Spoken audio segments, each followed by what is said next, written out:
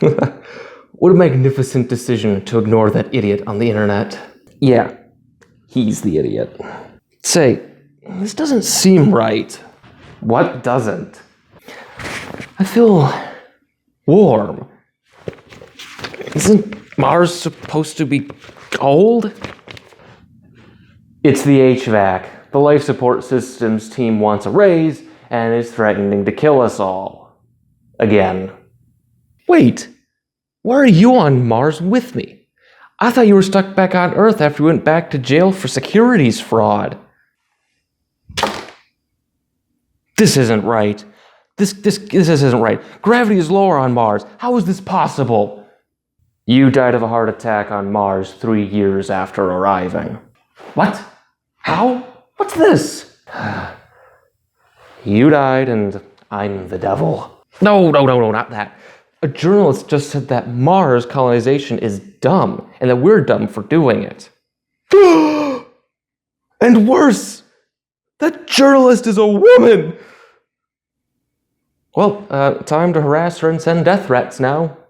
Why? How dare she criticize us for trying to save humanity? These death threats will show her how much I care about spreading the light of consciousness. Nah, this is too ham-fisted. 5, 4, 3, 2, 1.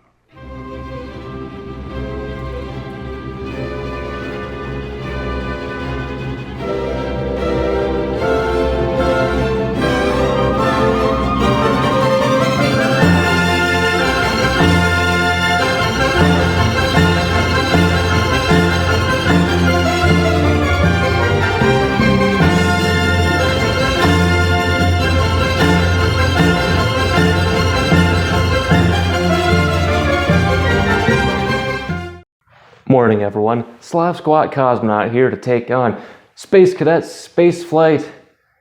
Maybe a conspiracy theorist at some point.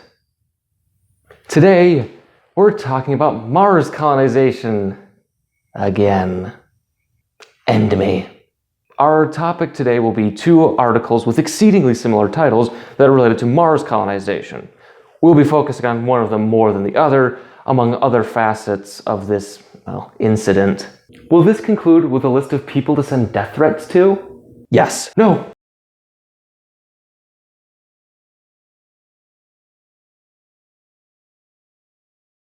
We'll start this discussion with the article that spurned this all.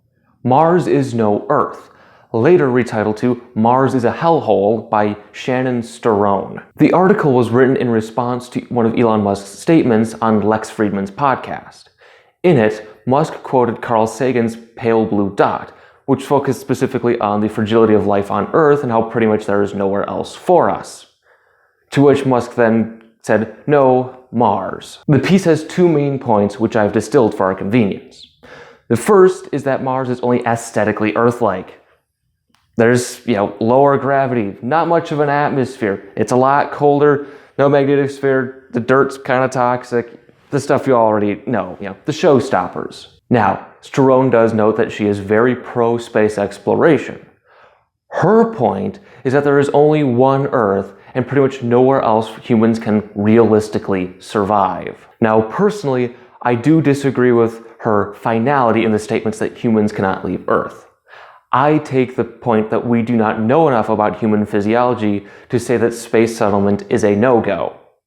However, there is the distinct possibility that humans cannot leave Earth in any meaningful way. The second is on Musk's intentions. He's not interested in exploring or understanding Mars, rather building space rapture. Instead of, in wonder and enthrallment at what the universe has to offer, it's greed and ego. We can debate Musk's motives, but I would agree with Stirone on this one.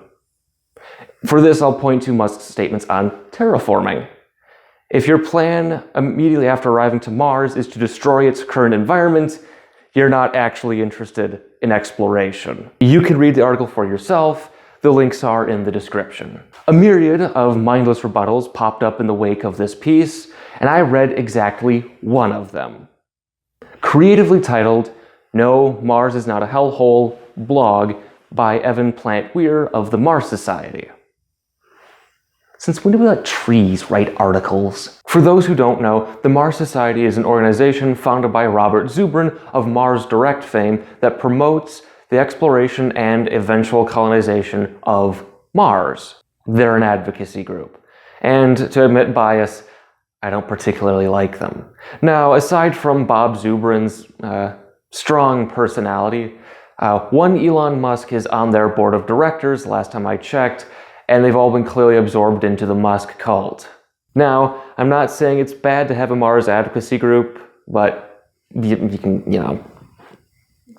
I'm making the Croonie Society right now. I like the work they're doing with the Mars Desert Research Stations. It's pretty neat.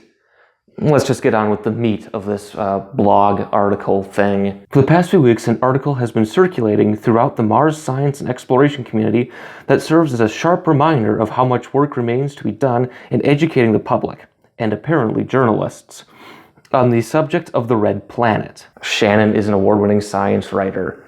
There's an irony to this blog already. The first eyebrow-raising claim we encounter is that the only thing Mars and Earth have in common, quote, is that both are rocky planets with some water ice and both have robots, quote. It doesn't take much time on your search engine of choice to determine that this is simply not true. In the words of Michael, Starobin and Mike McClare of NASA Goddard Space Flight Center, the similarities between Earth and Mars, quote, are striking. In addition to sharing the presence of water ice and robots, the two planets have nearly an identical day-night cycle. Astoundingly, the length of a Martian day is only 40 minutes longer than a day on Earth. The two worlds also share comparable geological features, such as volcanoes, dried riverbeds, and canyons. We should colonize Beaufort Island. 93% of it is covered in a glacier, which means we have free fresh water for a colony. And because it's isolated, we don't have to worry about being invaded by other nations. Now, the location is pretty cold, so we'll have to build greenhouses for growing food and for shelter. But, that's solvable. Plus, if there's ever a nuclear war, the locals will probably be safe. There are dozens of islands like Beaufort Island dotting the Earth that are uninhabited, yet infinitely more habitable than Mars. So why aren't they? We know why. Tree Man has completely missed Stirone's point, deliberately or otherwise. The significance of Mars' similarity to Earth is only because everywhere else in the solar system is so alien and hostile. But Mars is still completely uninhabitable. Certainly, Mars cannot compare to the habitability of Earth, but it is the best candidate for off-world settlement in our solar system. The claim that Mars is too hard to live on, therefore, amounts to a claim that we cannot live anywhere but Earth. This is a truly dismal and unfounded perspective. What happens if you took your helmet off on Mars, Evan? You die. Also, that last line is a personal opinion. The article digs in deeper by asserting that, quote, Mars, is not in the realm of hospitable to humans, quote. Correct. To live on Mars, you need life support systems. The lack of confidence demonstrated here in our collective ability as a global people is saddening. If we are to consider everything that we have achieved as a species in the past centuries, setting aside the many errors we've made, which are themselves worthy of discussion, the establishment of a permanent human presence on Mars is a small task by comparison. Sophistry. You've said nothing. Mars colonization would be a gargantuan task. What is it with Mars colonization proponents, the most ardent ones, by the way, being utterly ignorant of the subject? Oh, and make note of those errors he mentions. The suggestion that Mars habitation is beyond our potential is not only pointlessly doleful and bleak, but it is also flagrantly blind to the course of human history. Where has human history taken place, Evan? You said a bunch of nothing. I swear this is a fallacy. Certainly, the first explorers to Mars will likely endure relatively Spartan quarters, but nothing worse than the conditions of the International Space Station, where so many astronauts have weathered their missions not only in sound mental health, but elation. Ah, yes. People are screened to survive in these environments, excel in them. Well, I'm surprised. With subsequent missions to the Red Planets, the construction of more aesthetic and livable habitats will be a clear and achievable priority. In time, they'll be every bit as welcoming as the inside of buildings on Earth, where we already spend more than 90% of our time. Sure, but you forgot something important. If I open my blinds and look outside, I can see my neighbor's awful yard and the sky. What would Martian colonists see? Regolith. As a tip of the hat to the increasingly tiresome planetary protection narrative, the article offers us this quote from Carl Sagan as a means of illustrating the supposed entitlement of Mars settlement. So, Carl Sagan, what shall we do with Mars? There are so many examples of human misuse of the Earth that even phrasing the question chills me. If there is life on Mars, I believe we should do nothing with Mars. Mars then belongs to the Martians, even if they are only microbes. What? Tiresome planetary protection narrative? This is basically the prime directive from Star Trek, by the way. Don't interfere with native life, even if it's microbial. This is a good thing. I'm a huge fan of Carl Sagan, but if he did indeed say this, then I cannot disagree more.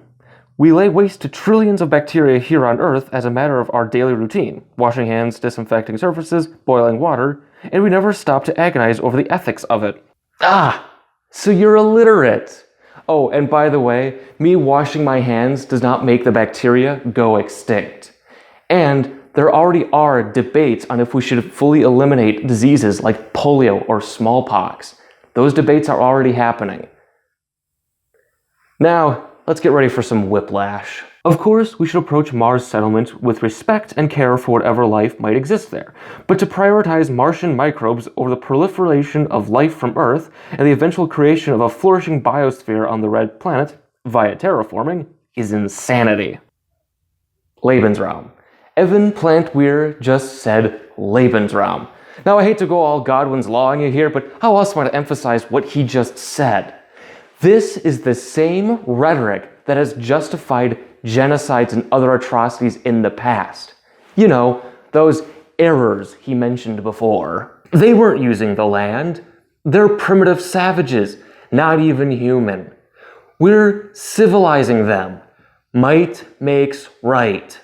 It's ours. Evan is too unself-aware to realize he just justified Manifest Destiny, the Congo Free State, and any other atrocity brought upon by colonialism up to and including genocide. This is tone deaf and demonstrates a malicious illiteracy. Preventing a flourishing biosphere? Yeah, you just did that by wiping out the native Martian life, you stupid monster. Terraforming? Really?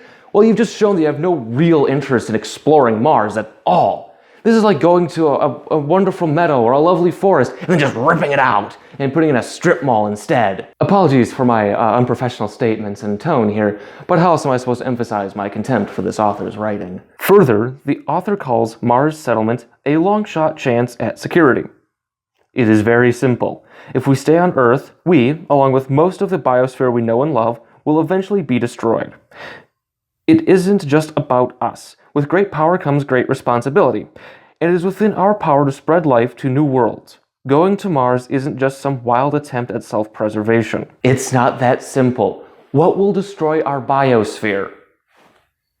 Look, we could talk about existential threats to life on Earth all day, but this video is long enough. And yes, colonizing Mars is a wild and delusional attempt. You have failed completely to justify this. Just as it is our responsibility to take better care of life on Earth with the majority of our resources, so too is it our responsibility to proliferate and steward life on new worlds with a small fraction of those resources. Shut the fuck up. You have already casually justified exterminating native Martian life. And by the way, this is borderline religious argumentation anyway. Our species has done bad things, but that should not condemn us to an eternal narrative of self-deprecation. The quality and character of our descendants is not bound to the failures of our past and present, unless we insist they are. See my last statement.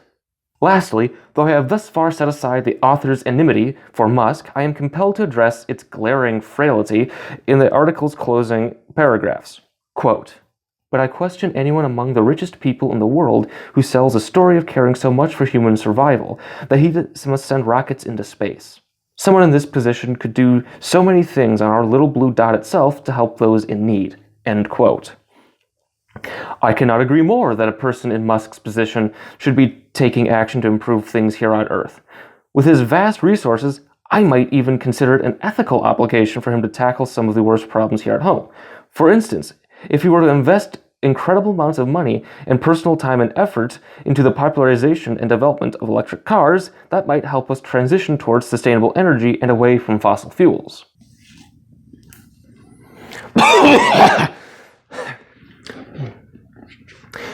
John 3:16.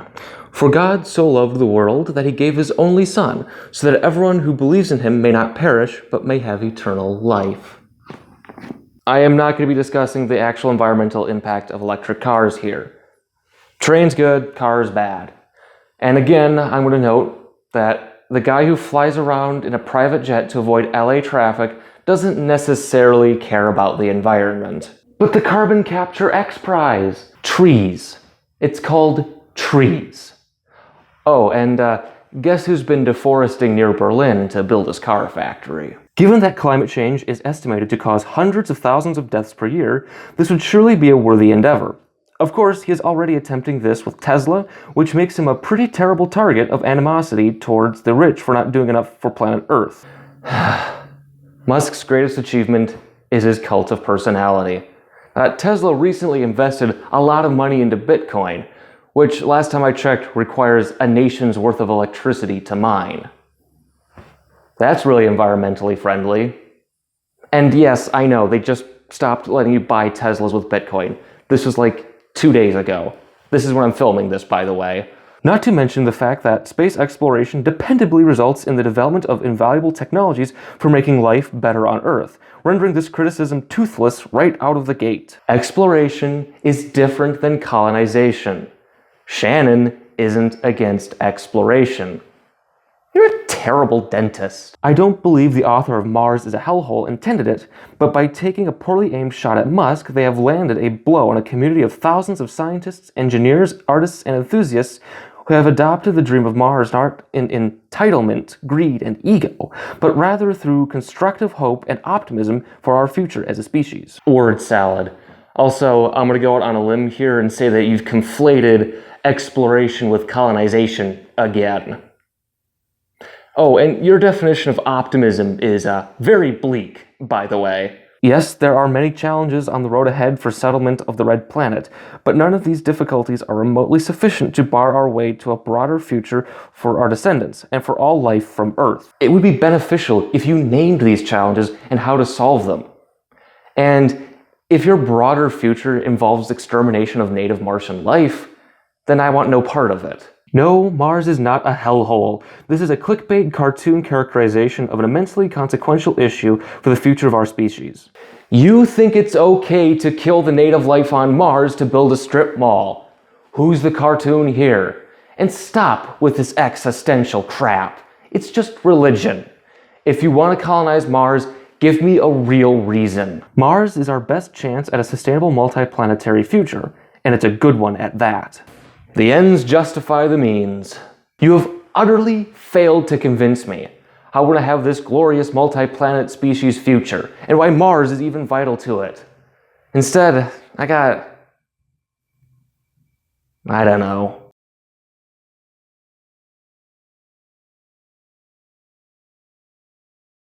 Okay, I owe y'all an explanation. Originally, this was going to be a response to Angry Astronaut's video on HLS, but I scrapped that and then a starship was chosen. Then I found out that Angry Astronaut and To the Future with Zishuan and Sebastian made a 4-part video series on Mars colonization. And that I figured would be the perfect sequel to No Billionaires Aren't Going to Mars. Until I watched them. They're just delusional fan fictions. That's it. That's my response. Though I was going to note that Zishuan and Sebastian's dismissal of the negative historical connotations to colonialism was kind of ahistorical and rather tone deaf. Then I found this article, and then I figured, okay, I'll do some rapid-fire debunking of this. I didn't actually realize it was this bad. My plan was to point out how all these people have no real explanations or arguments for Mars colonization. They're all surface level. And then I read the article in full. Am I jumping the gun? Making a mountain out of a molehill? Maybe. The problem is, I can't tell if Plant-Weir is just ignorant of the implications of his views, or if he subscribes to might makes right style ideologies. Neither of these are very charitable, mind you.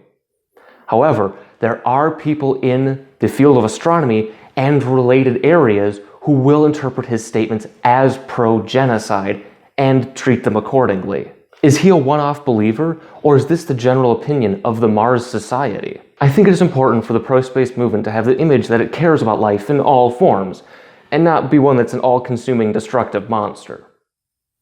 Articles like these make us all look bad, okay? What can we learn from this? Understand your opponent's viewpoints, learn how to argue effectively, and my God, get someone to proofread. A good example of this, actually, is To the Future's video on why people don't like Elon Musk. That's the one where they call anyone who is critical of their Lord and Savior a neo-Luddite, subhuman dum-dum who is mentally or physically incapable of seeing the vision and should be left out to die or something. It's ironic that they live in Germany. Those two aren't even capable of understanding how someone could disagree with them honestly. How am I supposed to take them seriously? The point here is, if you want to be able to argue effectively, you have to at least be able to understand a little bit of what your opponent believes. Wait, don't you argue against straw men like me? A little. I do sometimes exaggerate what the SpaceX fandom says, but I do try to base this in what I've already seen or read, just online or in general. I'm going to admit here, one of my inspirations for the way I do things like this was actually ContraPoints. Back to the point. Plant-Weir's blog demonstrates that he completely misunderstands Stirone's arguments. In fact, the way he wrote it and what he said ends up supporting what she was saying already. Again, he says it's A-okay to exterminate native Martian life and terraform the planet. That is pure entitlement, greed, and ego. The other takeaway from this horrendous article is advocacy. Fight this sentiment wherever you can. Argue against it effectively. The pro-space movement cannot be seen as planet-killing monsters or enabling them. This is one of the reasons why I shifted over to space cadets, by the way. How are we supposed to be taken seriously if this is what agrees with us?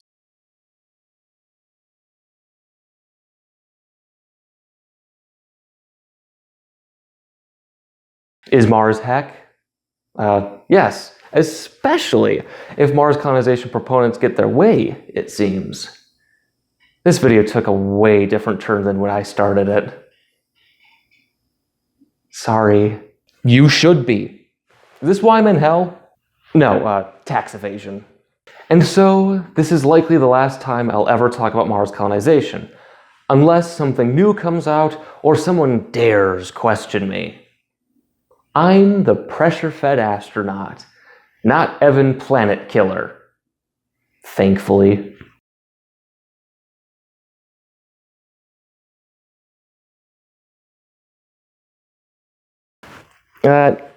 No trivia today. This was, I don't really know. Though I would recommend looking for more articles like this so I can see how prevalent this sentiment is. And if you do find them, do send them to me at pantslessmadman on Twitter. Bye.